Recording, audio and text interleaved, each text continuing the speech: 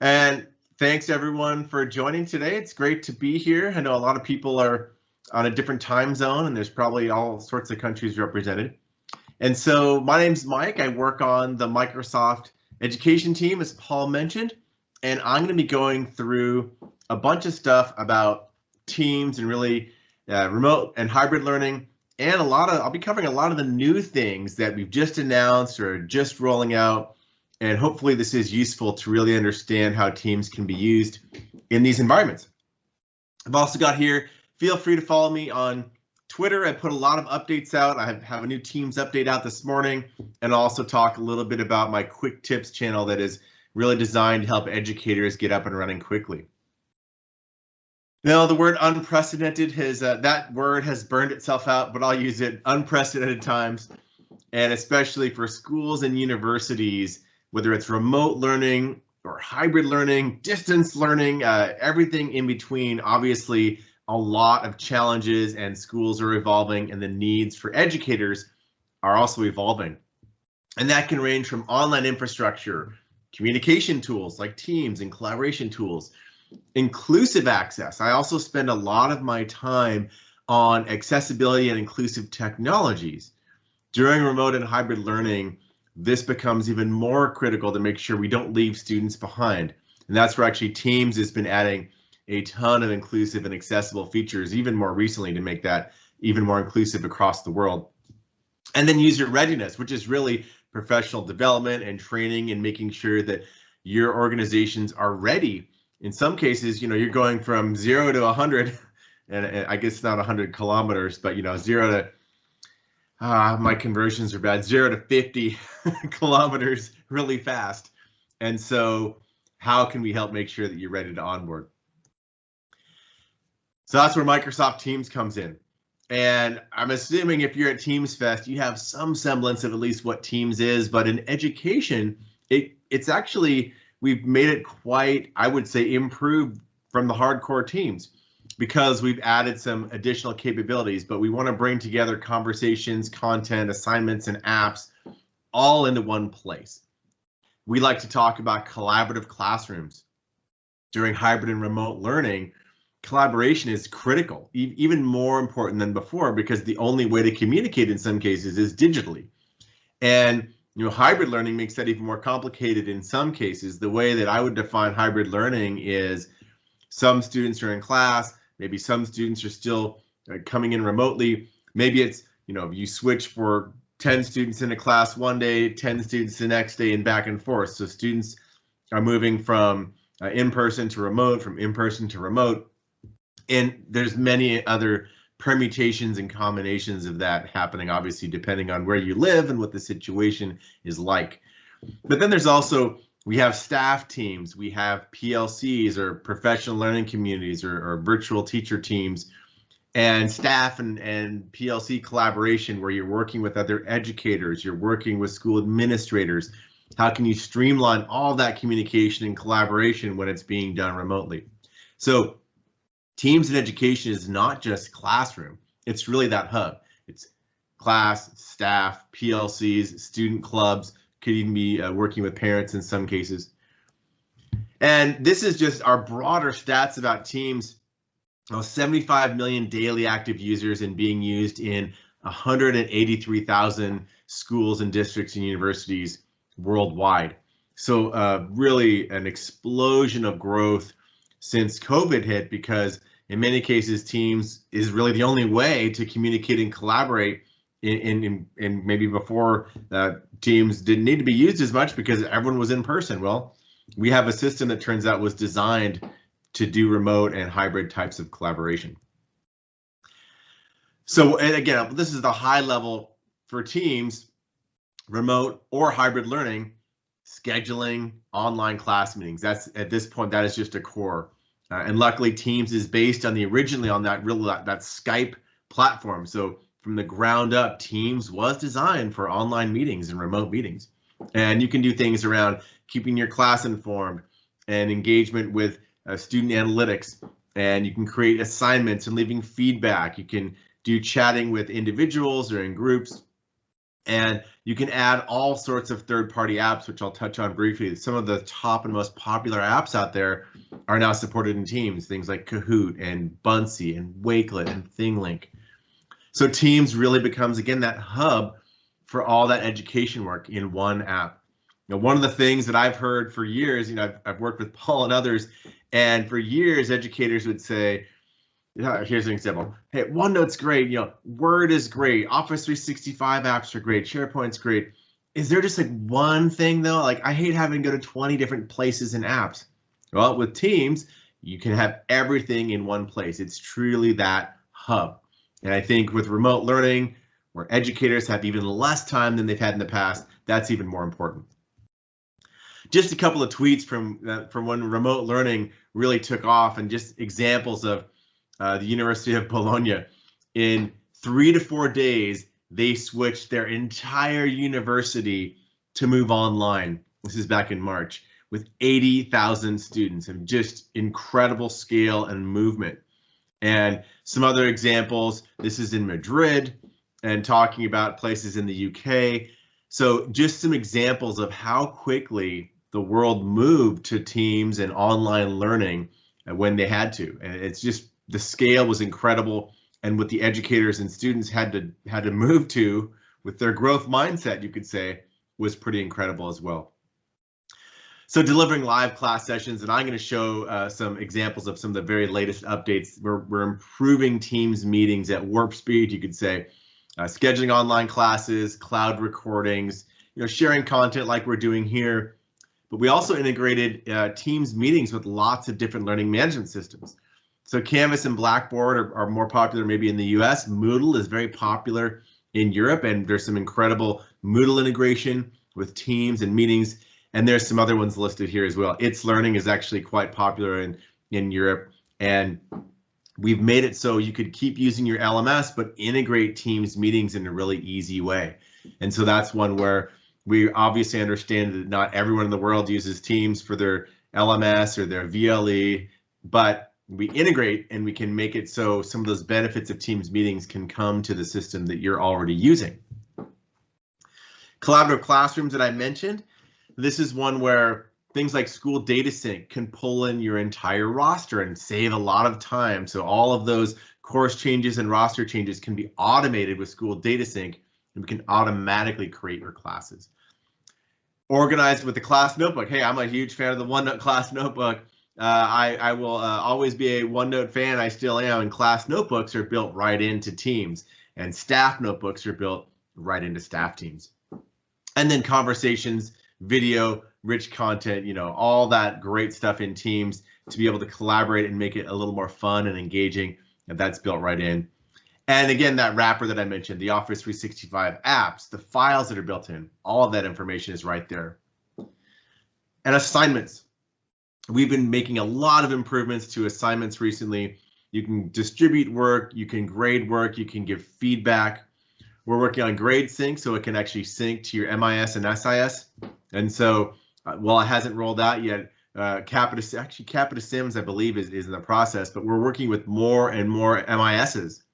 And so with the one roster standard, that means that any MIS that joins the one roster standard will be able to synchronize grades from Teams assignments right into your MIS directly. So it's a big time saver.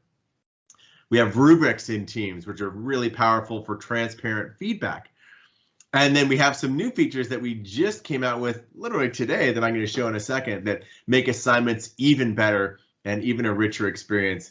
And if you compare assignments as it was, say, a year ago to where it is today, this is a pretty stunning movement. So we've been adding a lot of capabilities based on the customer feedback we're hearing, and we'll be adding more in the future as well. And an area that is near and dear to my heart during remote learning and hybrid learning, accessibility and equity, that is so critical. And I would say Teams is one of the most accessible platforms in the world for education with all these capabilities that are built in. I mean, just a list right here. The immersive reader is in Teams. That's something else I work on personally. The immersive reader is part of assignments. The immersive reader is in conversations and chats. When you use Word or OneNote or Forms inside of Teams, they all have the immersive reader.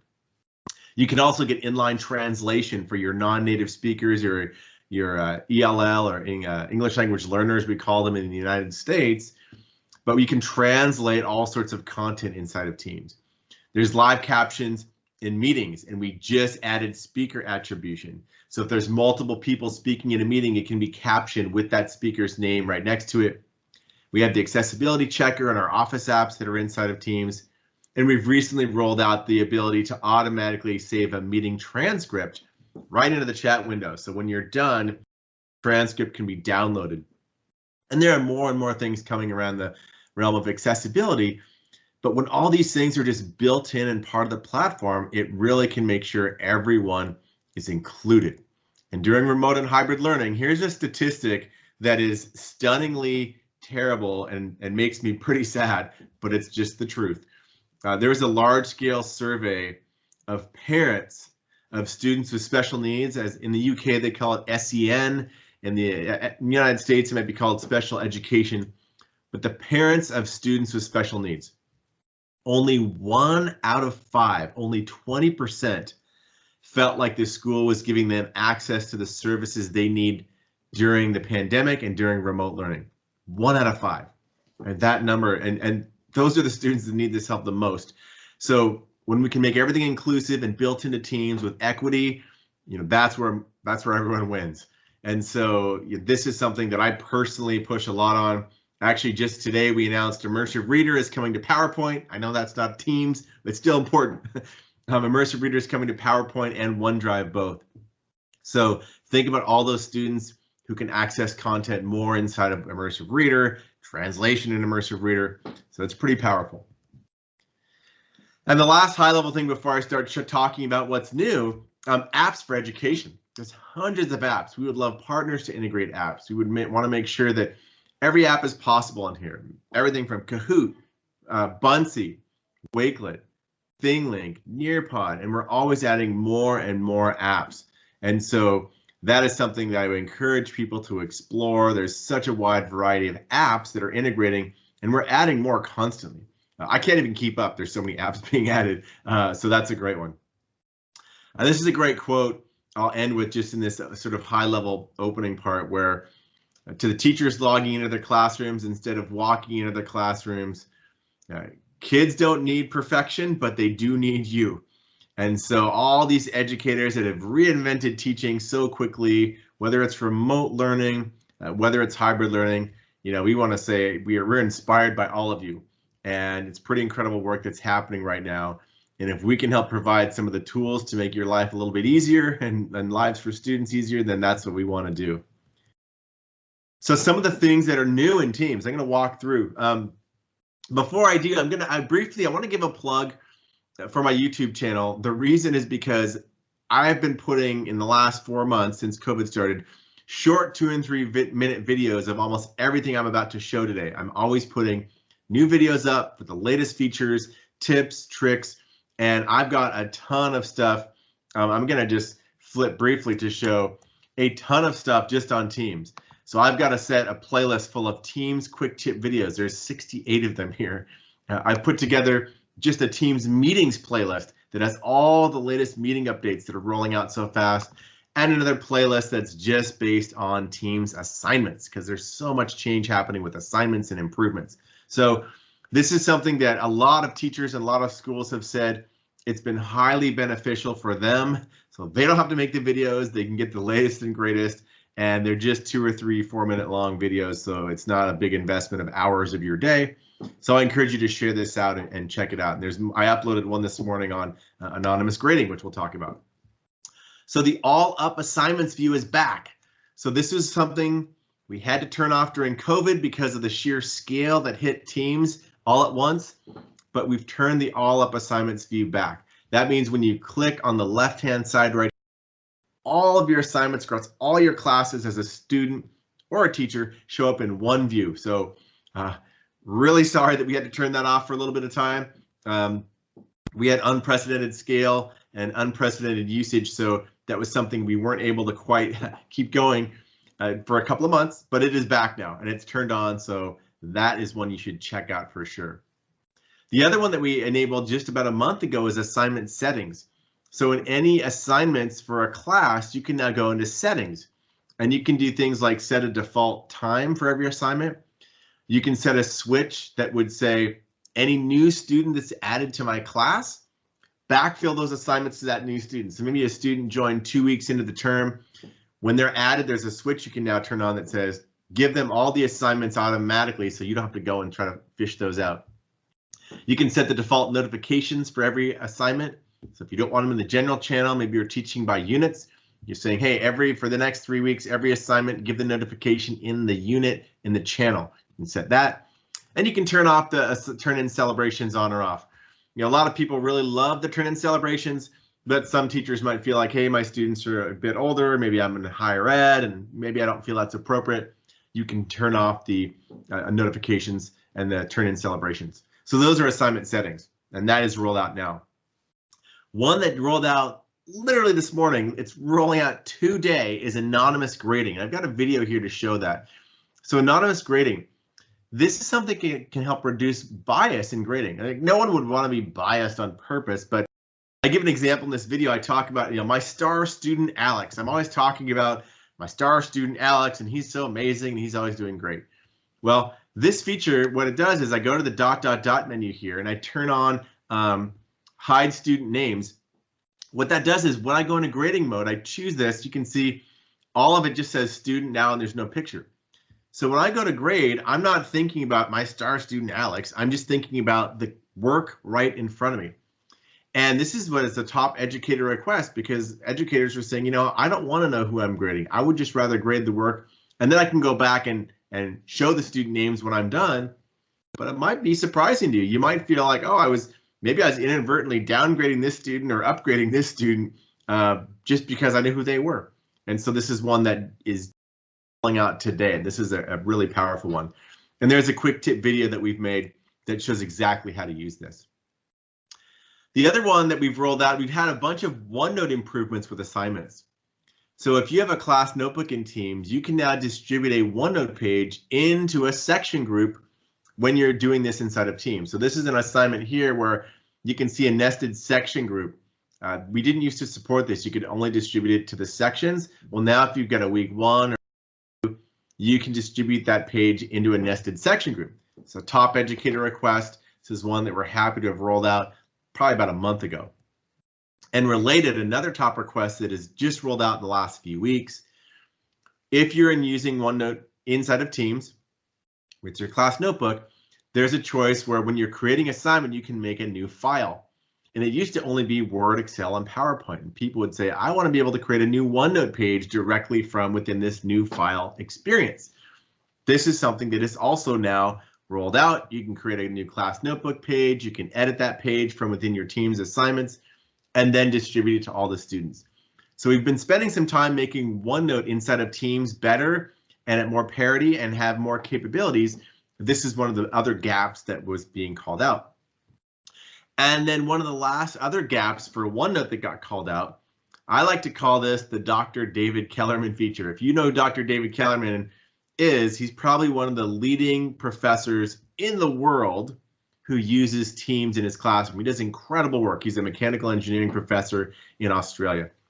And the way that he wanted it was currently over the past 2 years, every time you create a new channel in Teams, it would create a section in the collaboration space that was mapped to that. It was really for project groups. So if I had like 4 channels called, channel blue, channel red, channel green, then when I would create a new channel, it would create a section in the collaboration space for the kids to work on that was, blue or green or yellow.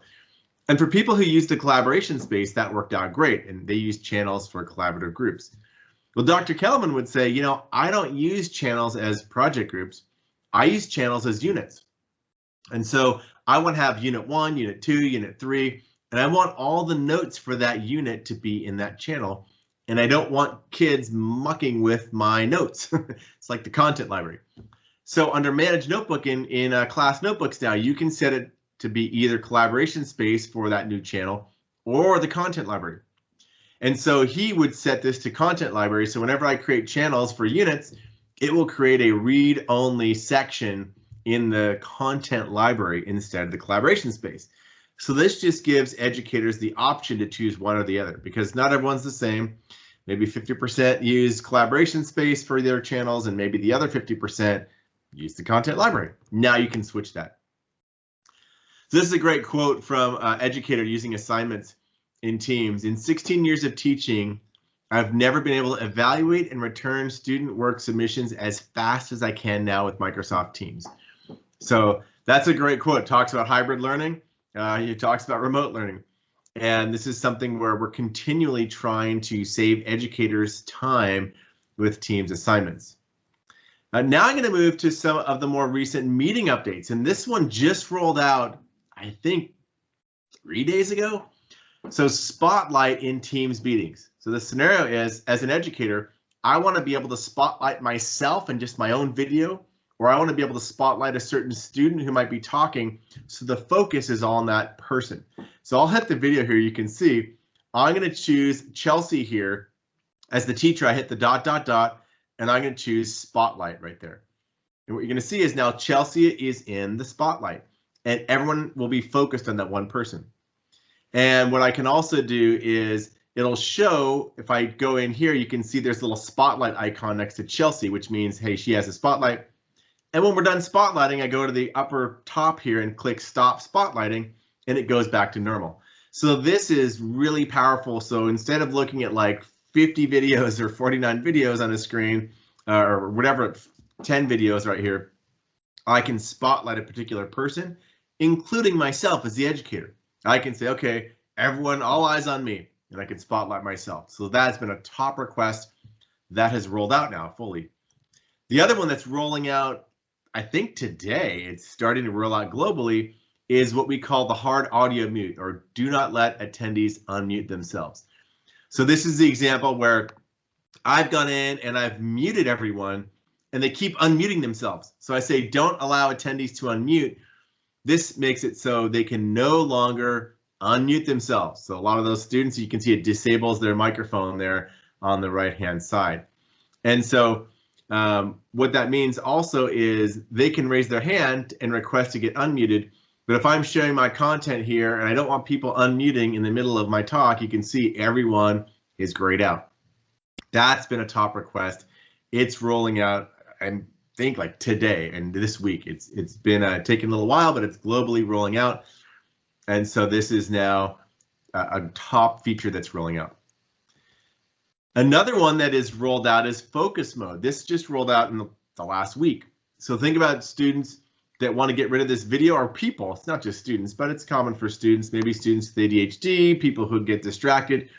I go to the ... menu and I choose focus mode, and watch what will happen. All those videos along the bottom will disappear. The other one that's in the process of rolling out in the next week or two is focus mode. Teams, we had to remove it, but you'll be able to go to the ... menu, full screen mode, and click full screen, and it'll make your taskbar and that little top bar disappear, so you get a little bit more screen real estate.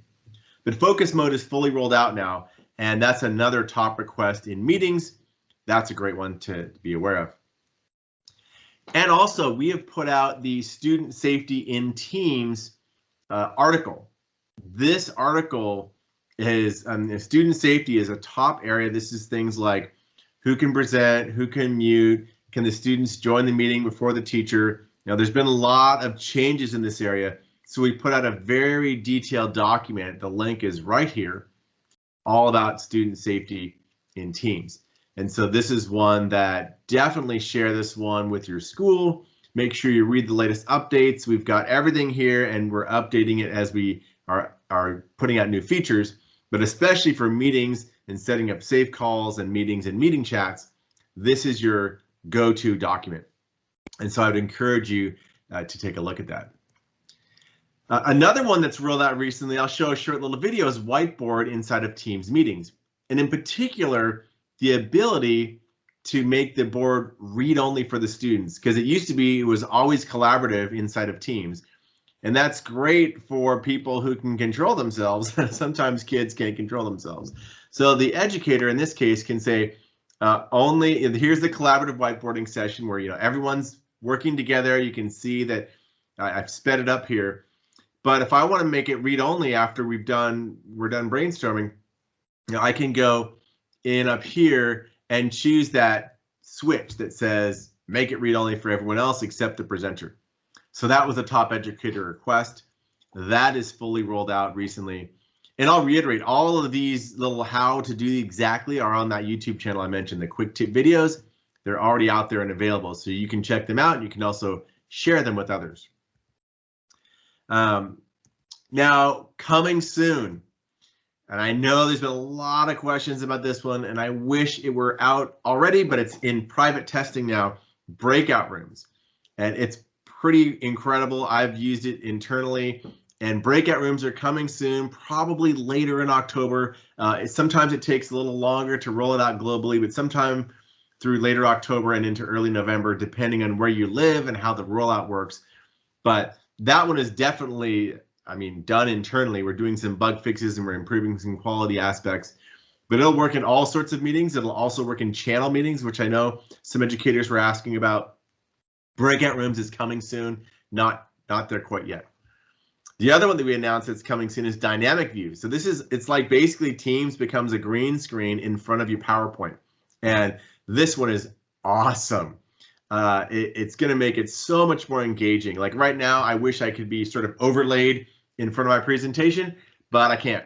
But when we have dynamic views, that will be coming, and they'll have a lot more customization of the meetings and the video and the overlays, and things with dynamic views for inclusion could be a sign language interpreter, maybe in the upper right that is pinned, or even a sign language interpreter overlay. There's lots of different options and flexibility that dynamic views will give you in Teams meetings, and I cannot wait for this to roll out. I think it's going to really change the nature and engagement for Teams meetings. It's quite cool.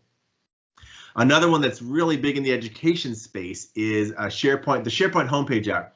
So you'll be able to add an app and pin an app that has your SharePoint homepage on it. So you can see in the upper right here, there's a little SharePoint app that's been added. Like you could be able to add this in your ... menu. But if you have a landing page or a home page for your SharePoint site for your school, you'll be able to add that right up there. And that's been a top request, and we're excited to be able to roll that one out as well. That's coming later this fall. The other one that we announced is the meeting recap, and especially things like breakout rooms or just staff meetings or class meetings. When the meeting's done, it'll automatically wrap up things like the meeting recording you can see here, the transcript, the notes, the whiteboard will be up there. If there was a PowerPoint used, this is such a better organization metaphor after the meeting is done. You see there's details right here, and there's a meeting recap. So right now, a lot of those things are in the chat window, and you have to kind of go and collect them up. This meeting recap will make life a lot easier. So all the notes, transcript, files, whiteboard, everything will be right there in the details, what we're going to call meeting recap. And that's going to be rolling out later this year. I don't have a hard date to share, but it was announced very recently. That's coming soon as well. I think it's going to be super helpful for education as well as breakout rooms. Now, resources. There are some great training resources available that not everyone's aware about. I'm going to actually switch. There's a couple of links here, but I'm going to switch back into my browser for a second.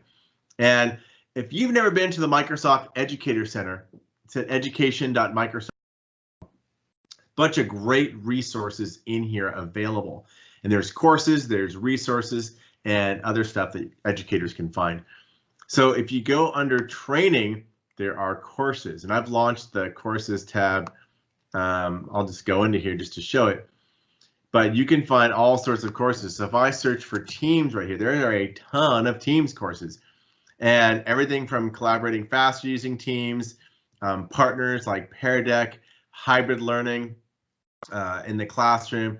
There's also, we've updated one of the most popular classes is Transform Learning with Microsoft Teams right here. And the reason I'm bringing this up is this is our #1 most taken course in Teams, and we just did a big refresh of it just a couple of days ago. So it was a little bit out of date. We've got all the latest features, all the latest videos. It's aligned to standards. You get 500 points. I'm not going to go through the course, but all of our top couple of 3 Teams courses in education were recently updated with all of the latest features and videos. So you have the latest and greatest. So I'd encourage you to check out the educator community. The other thing we've done, and I've got a link to this in the deck, is what I call the sort of the all-in-one, the one-stop shop for teams in education. If you're just looking for product stuff, you're not looking to go through a course, you just want to get the hardcore stuff, we put a page in the educator community that has the quick start guides. These quick start guides for educators and students have been extremely popular.